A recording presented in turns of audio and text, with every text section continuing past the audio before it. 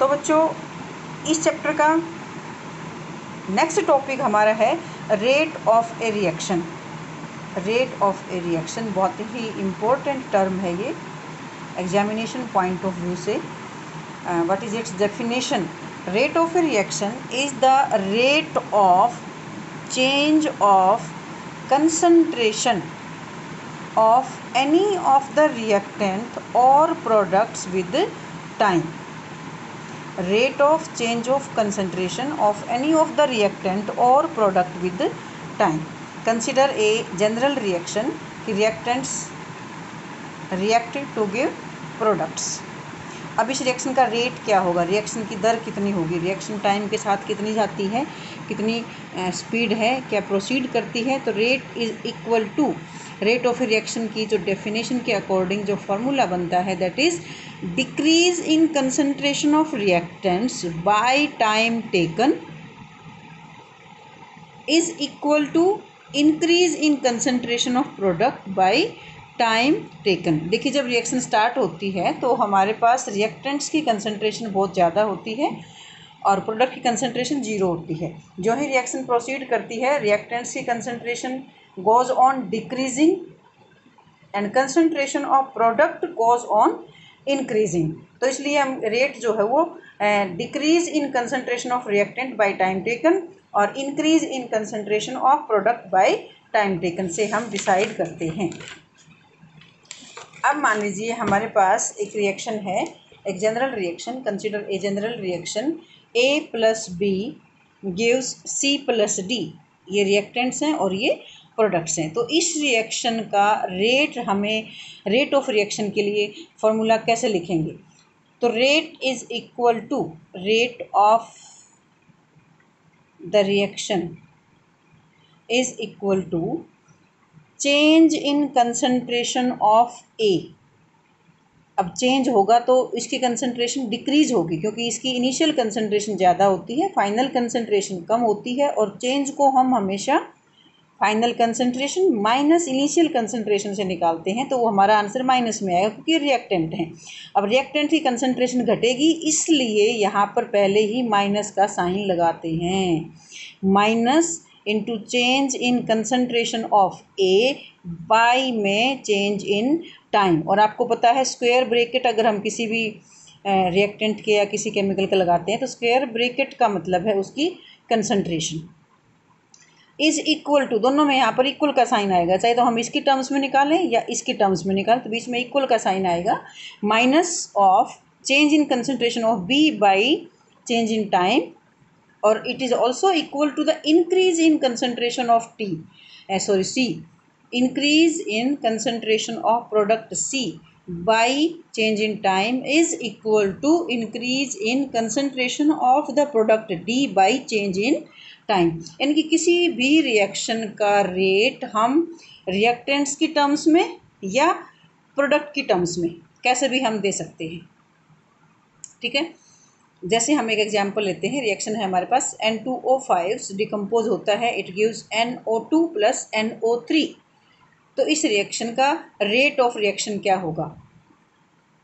तो अगर हम रिएक्टेंट्स की टर्म्स में लिखें तो minus change into concentration of N2O5 by delta T. ये डेल्टा किसके लिए आता है? चेंज के लिए।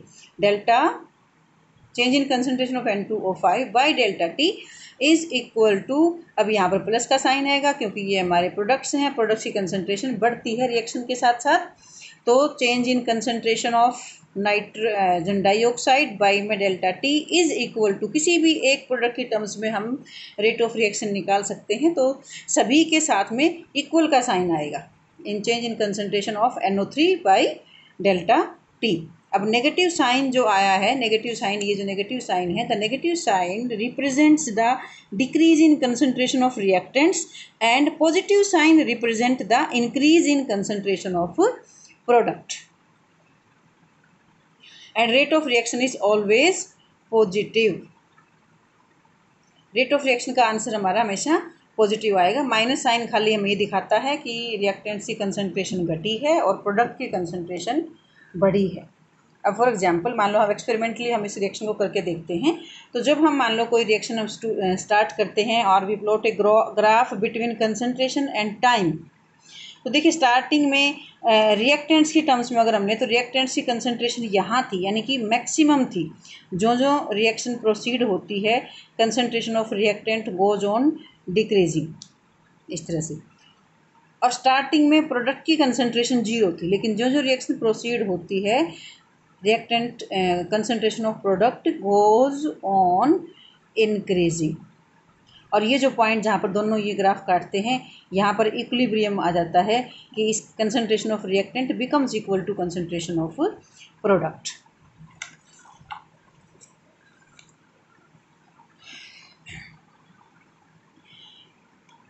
तो ये सारा था हमारा रेट ऑफ रिएक्शन को कैसे हम एक्सप्रेस कर सकते हैं। और अगर हमारी रेट ऑफ रिएक्शन में कोफिशिएंट लगे हों आगे तो rate of reaction depends upon the concentration of reactant only, खाली रिएक्टेंट्स की कंसंट्रेशन पे डिपेंड करता है। During writing the rate of a reaction the number of moles of reactant और product are written as reciprocal of their coefficients. अब कई reactions जो उनकी बैलेंस्ड केमिकल रिएक्शन हम लिखते हैं तो यहाँ पर कोफिशिएंट लगे होते हैं, तो उनकी टर्म्स में हम कैसे लिखेंगे, उनका रेसिप्रोकल करके। फॉर एग्जांपल मान लीजिए A moles of A react with B moles of B and give x moles of x and y moles of y। तो इस रिएक्शन का हम रेट ऑफ रिएक्शन कैसे लिखेंगे, rate of the reaction is equal to minus, क्योंकि reactants की change in concentration हम लिखेंगे तो माइनस साइन आएगा पहले, तो 1/a जो यहाँ कोफिशिएंट लगा हुआ है वो 1/, में आ जाएगा, रेसिप्रोकल हो जाएगा।